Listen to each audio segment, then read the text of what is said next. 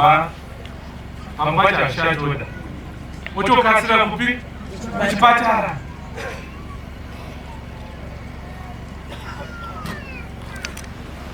Waenda kuchipatara apa tanoda tibatsane tese uko imedicine vanoisa science. Science inoongorora kuti chimiro chiri panapa chakamira sei.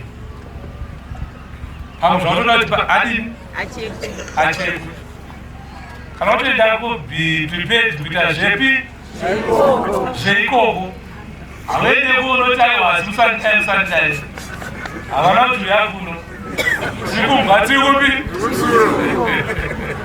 zikumbwa tikutsuro kana watoenda ikoko vanoita zveikoko yascience. Saka takotibatsirana pana anamai zvanzwisisika. Chipatara hachidini kasirai kubatsira vakadzi vanenge vari pamacomplications before it's too late. Chechipiri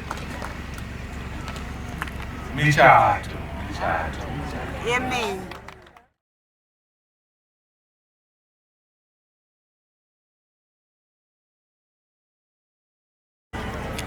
Michato yamazano ndoyagokoshei. Chechi haichinji asi vamwe vacho vana venyu nevatungamidzi yayo ndizvo. Pane mwe zvandakazotumirwa ndakavhunduka atingavapa photoshoot.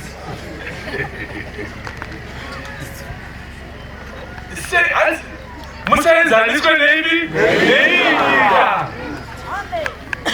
ende zvega unotaura zvazi zvekusanziridza zvazi zvinoda kukwana munyika chaiko ozorukuda nyika okuda ndoda kuti dhukuramba kudaramba wakaripfeka asi kuda futi kauni.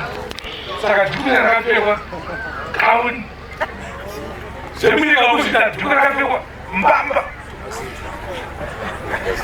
muitei kana une zvekunyenda kupi unyatsobvisa dhuku rako unyatsorwa pemu yako kana uchiisa maextension mabrazil oisa mabrazil ani apo unyatsobuda chechi zvakanaka it's okay asi wabuda chii chechi onoita izvozvo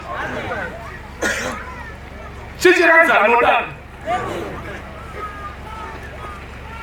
zvinoti kunyika uri kuda zvemuchato zvefashoni kunokuzvekubhosorwa kwamazha uri kuda mukuzvisire zvichiitika zvizvi nozvikuita mumakereke.